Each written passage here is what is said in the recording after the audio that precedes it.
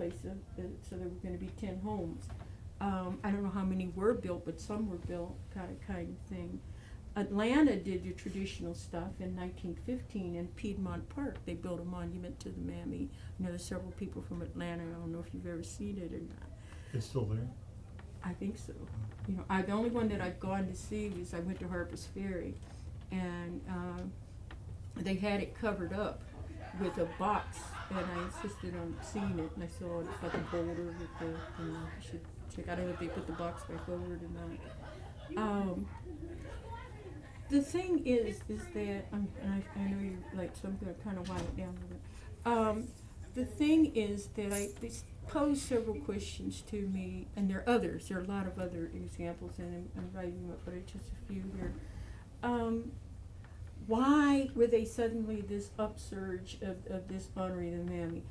I think part of it had to do with this trying to put the black people in their place, you know, and show their proper. They, in fact, when they built the Black Mammy Memorial Institute, they were arguing that there were no good examples to show young blacks what blacks really, when this was the epitome of racial cooperation. In fact, E. Gordon Parks from the University of Chicago wrote a letter. He was on the board. He wrote a letter, and he said that this was a classic example of the direction that we had to go to achieve racial cooperation. And then the chancellor of the University of Georgia is the one that recommended the name for the school. So this wasn't any, you know, this was a major educators involved in this kind of thing. So that there was this notion. I think also there was a class question. The emerging middle class who was trying very hard to identify with the old slave aristocracy. And what better way to identify with those is to declare your old mammy, which you never had. If there had been that many mammies, there wouldn't have been anybody in the field. Mm-hmm. You know, but suddenly everybody had a mammy, and they were writing about Mammy Dave, Mammy Dot, and etc. The third thing is that you go earlier, before the end of the war in the 1880s or so, you don't hear anybody talk about mammies. They talk about aunties, they talk about cooks, they talk about, so what happens is that in part, suddenly every favorite slave or every servant that had some kind of affection, like a nanny, a mammy, whatever, suddenly became a mammy. You know, it is another explanation of that. So there are no single explanations, but there are a lot of different ways of looking. So that's kind of what I'm doing with that. I did a thing called the mythical pillar of Southern society, the old Black Mammy Memorial Movement is what it's called. That's what I work on. Okay. Yeah. What is the correct definition of a mammy?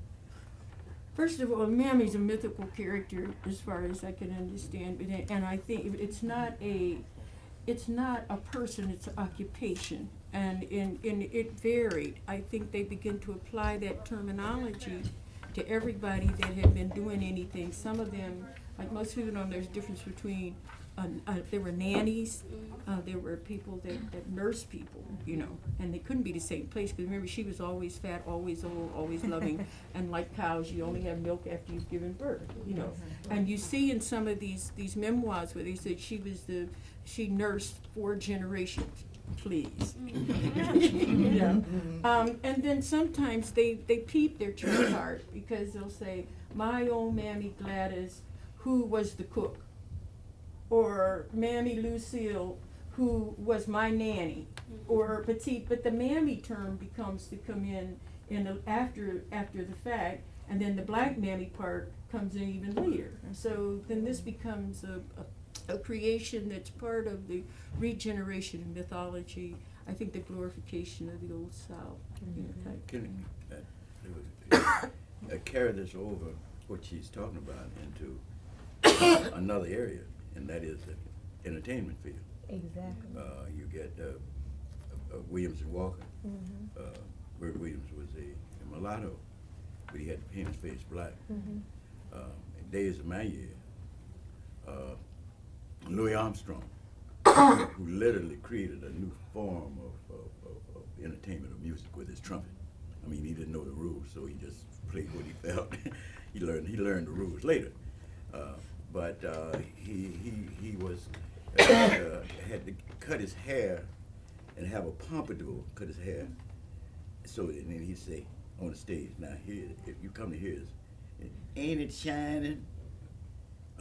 And those of us in the audience would just feel so bad, so embarrassed, you know, which would make the guys in the front of us thinking that that was a humorous description that we would enjoy with white guys and white guys. And then, you know, they didn't know me. They didn't know me and my hoodlum buddies. So when they would turn around and smile, we'd say, you better, you know, we ain't Louis Armstrong now. You better, you know, get yourself straight. The stereotype that the mammy, where the Ethel Waters, if you know anything about her history, beautiful voice, and she had to on the stage. And that's why that's why Etta Moulton Barnett coming into the entertainment field was so important for some of us who were kids at that time, that we had not seen a person like Etta Moulton Barnett take a stand and I'm not gonna do this. I'm gonna be me. It may seem like to you youngsters, what was that?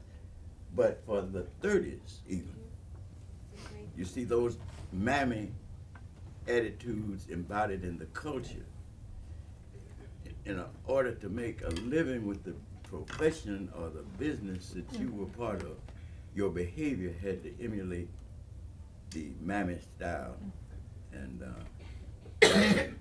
that was challenging to the great speed broken by this one courageous, brilliant woman, great human being. She's in my book, by the way. I have a question. You know, Lamar Knight, prominent historian, once made the quote that monuments and memorials emblem the dead, but they also voice the ideas and the values of the living, and that it's within that context that you have to look at these. Clearly, some of the early things, you know, one of the things about slavery, like democracy, it's not the same thing on paper as it is in real life, that the human dimension is missing. In other words, slaves had no rights that were recognized by law, and et cetera, but that when you put human beings together, that things just happened, and you had as many different kinds of relationships as you had individuals. And there were people that developed legitimate attachments and affection, and they buried someone that had been with them their whole life and took care of them and fed them and showed up at funerals and et cetera. But this is in some of those that you find in the 1830s, 1840s, et cetera. But then by the 1890s, it's become commercialized.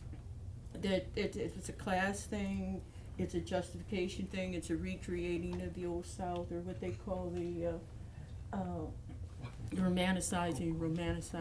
You know, the thing I did in 1980, I called Moonlight and Magnolias in Southern Education, which was the institute, you know, and that's a lot of what they were recreating, their fantasized past. I had a When did the movement die out, and why do you think it did? I'm sorry, I can't hear you. When did this movement die out, and why do you think it? When did the movement die Yeah, out? why do you I'm think sorry, I it quit died too out? early. It culminated, see, it started individually, then it went locally, then it went statewide, then it went national.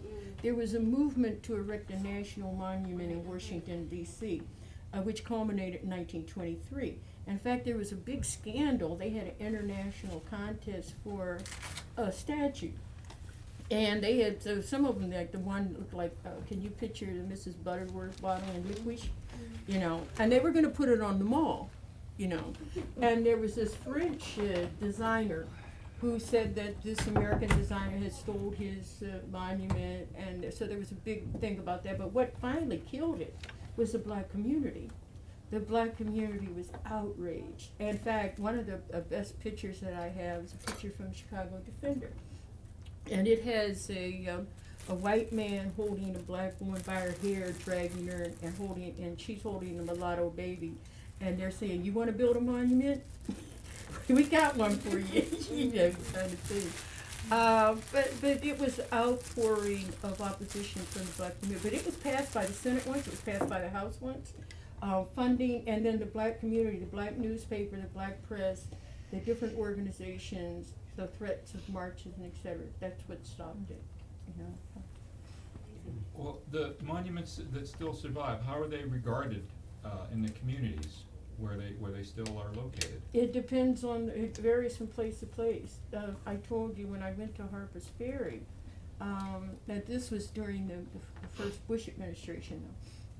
They had it covered up with a green box, you know, wooden, like they do Parks District box. And I kept saying, I know this is here, you know. And finally I went to the office and went to the people, and they came and they took the box. And guess what? It's up against the wall of the John Brown Museum. And it was financed and put by the Daughters of the American Confederacy. They had a drive nationwide to get the money to put it in there. You have other monuments instead. Well, the Black Mammy Memorial Institute existed for some time, and then the city gave land for it. And then they were trying to collect money. And then the land, part of it converted to the University of Georgia, part of it went back to the city. But the school did operate for a number of years. I think it ended in like the 1930s, okay, or in the late 1920s. Okay. The monument in Mills, in Fort Mills, South Carolina, is still there. You know, it's in the Confederate Park, and it's just one of the many things that are in the park. Not too long ago, there was an outcry in, I think it was New Orleans, over one of the statues or something like that. But it's just like a flag. It varies from place to place, and it also, I guess, it has to do with the depiction. You know, if you'd seen what they were trying to put up with the national monument, though, you would have.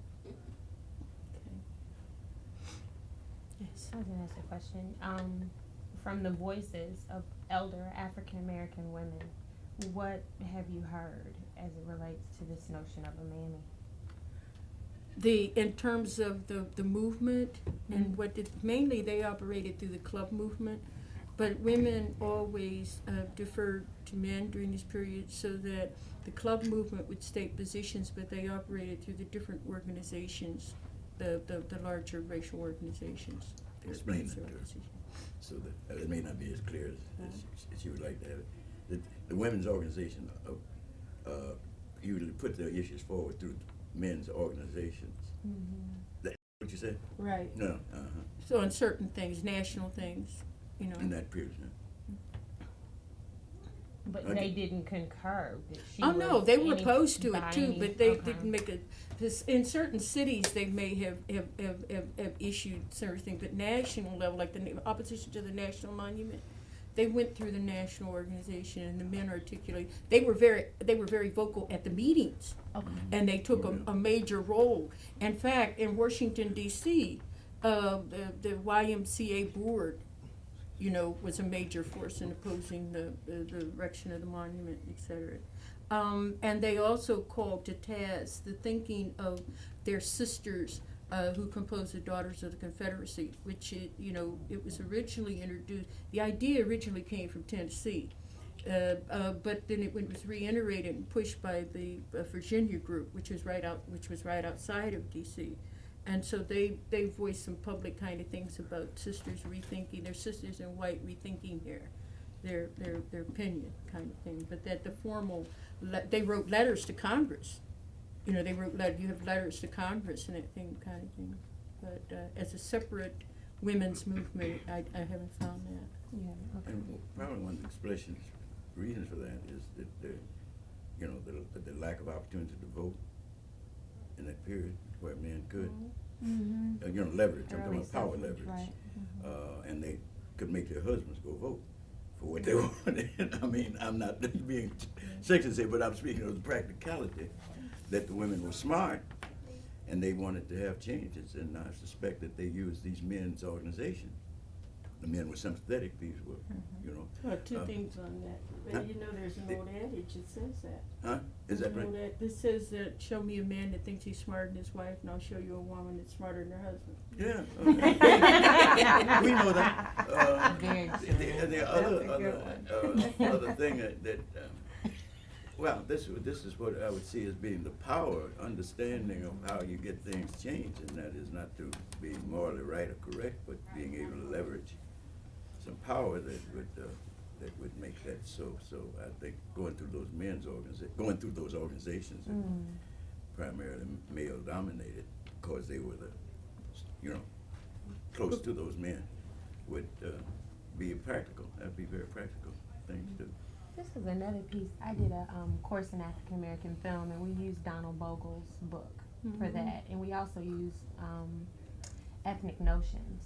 And like a prevalent theme I found in both of those texts were that the mammy was a creation, that she really was fictitious. Yes. That if you ever really listen to the voices of these women, they were by no means the personification of this character. So I guess I'm just looking and I'm like, wow, so who was really behind the movement and in what you're writing? Where will their voices be in your work? Are you kind of looking primarily at the I mammy will look at movement them in period terms and the monuments? Or I'll look at them in terms of, you mean in opposition to it, kind of thing. yeah, or are you just documenting? See, one of the things that you have to understand, and this is what Paula Getting does in her book, When and Where I Enter, is that whenever it came to a question of race as opposed to gender, black women deferred to the race issue. And in the race issue, there were the formal organizations which were dominated and led by men. This was viewed as a group, a race thing, as opposed to a gender thing. And though they, kind of thing, but their role, they voiced their opposition to it, and they used their leverage within organizations, their participation.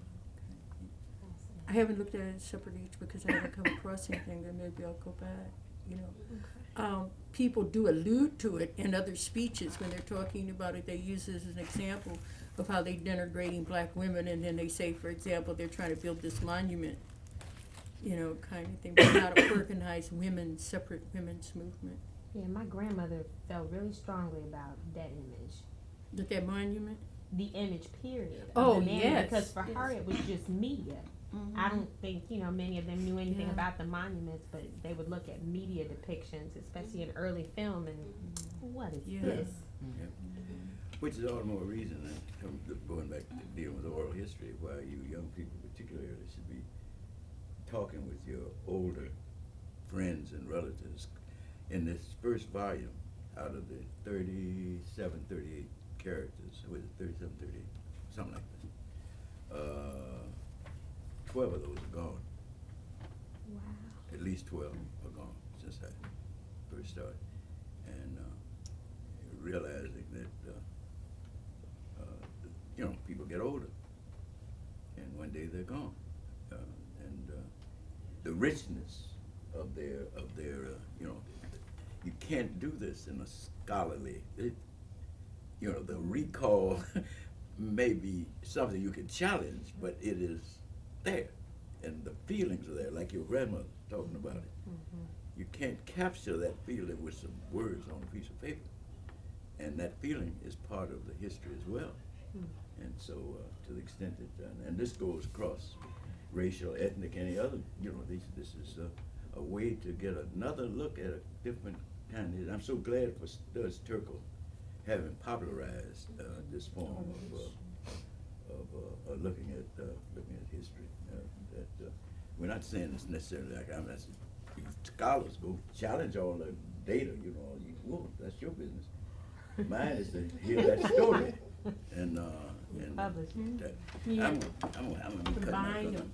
Yeah. Combine the oral history in there because it gives you a dimension that you can't get from using documents. And all the reading and studying that I've done was from my dad, that I learned about the community gardens during the Depression, And I also didn't know that when you catch balls, and what Dr. Branham talked about, I don't know if he talked about the Shadies, but that, Yeah. there were shadies in Pennsylvania, liquor's controlled by the state. So every other person was a shady because everybody knew where they could go to get a taste, you know, and then they were running numbers, you know, and Yeah. but those were respectable illegal activities. Yeah. You know, and everybody, you know, that you go outside the ballpark, and if you caught a ball, you could get in. Mhm. So you get a railroad jacket and you put all this moonshine in your jacket, and you wait to catch a ball. And then you go into the game and you saw your moonshine. They talk about the mines, the mills, and things that are now past and gone in the old western Pennsylvania, and what it was like. My mom went to a college that's now white, you know, West Virginia State. Mhm. You That's know. right, that's And right. so when they talk about the things that you know, that you won't get this from reading the catalogs or looking at it's only some real life experiences. We recently had the University of Chicago just endowed $1 million chair in honor of John Hope Franklin.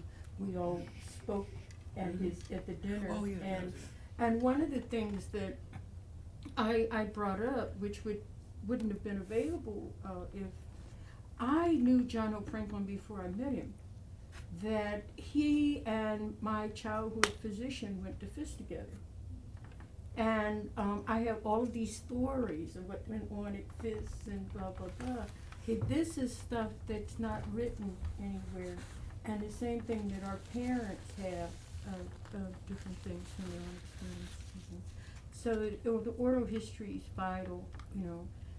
When I was doing my dissertation, fortunately, I was able to do some oral interviews and interview people. Of course, Wright was dead, but his family, who are all now mostly gone, and people that had been active in Georgia during the period. So it's a vital point. You know, I just want to say, I think it's interesting that even though the mammy movement or the monument to the mammy movement is dead, we still have Aunt Jemima and Uncle Ben. That's right. And my sons are not bothered by those images. But I They look as refuse cute, though. to eat Yeah, them. They Lots do, of they different- modernize. Well, you know, She's and got you a know, it perm. doesn't Right. matter. The perm, the Yeah, they pearl upgraded earrings, everything. you know, the makeup, it's still Aunt Jemima. On the shelf Well, right do you- next to Mrs. But it does Butterworth. look Do your different. children And know Uncle Ben. of Yeah. how she used to look and the difference Right. now? With me in the house, yeah. Oh, okay. They said, Mommy, it's really not all that serious. It's You know, that there's an serious. interesting book called Slavery in a Box Yeah. that deals with the commercialization and use of and don't leave out Uncle Remus. Yeah. And But they come back out and look like Sambo. It's out, yes. Yeah, The book is out. it's Yeah. out, came out last week or week Mhm. before. And the Yeah. tours are very significant in Atlanta. People, I mean, when you come, you want to go to the Wren's Nest. Wow. See, that means we haven't been doing our job. Mm-mm. Because you know how they say never again about the Holocaust and all that, make sure that everyone knows it. Those are histories of the Let me give you an example where we are. There was a presentation celebrating Dr. King's birthday, and a student came out and said, it was very good and I enjoyed it, but I thought he was coming to be here. Well, you know, we didn't. Dr. King, I wish he had come. So, I mean, it just shows you where we, you know, why, so don't be surprised they don't find that offensive. Some people don't understand why we talk about slavery, they talk about that was yesterday. They do. And just like, on the news last night, they were talking about the incident in, where was it, was it South Carolina, where they put the dogs and the guns in the school to drug search? Oh, yeah. they had the I kids saw that laying video. And they're down. saying this wasn't about race, and you have like, you know, some people saying, well, there was the only ones there, and never mind, it wasn't about race, that has nothing to do with race, that used to be, but that's over. Not gonna put him in new, not gonna put him in Nutria, huh? Yeah. Huh? You think he'll put the dogs in Nutria? where more cocaine is used, You not in the know, school, not You in the know, exactly. Yeah, so, Yeah, but that's why it's important that you preserve the history and teach the history. I'm gonna have to You get guys out were of here. great. Listen, thank you so much, thank you very much. By Sorry, I the can't way, say one that. last thing about that is, remember how the Smithsonian was able to go back and pull out the voices of the slaves on those old slave narratives from the WPA. At some point, this would be even more valuable, you know. Yeah. Uh,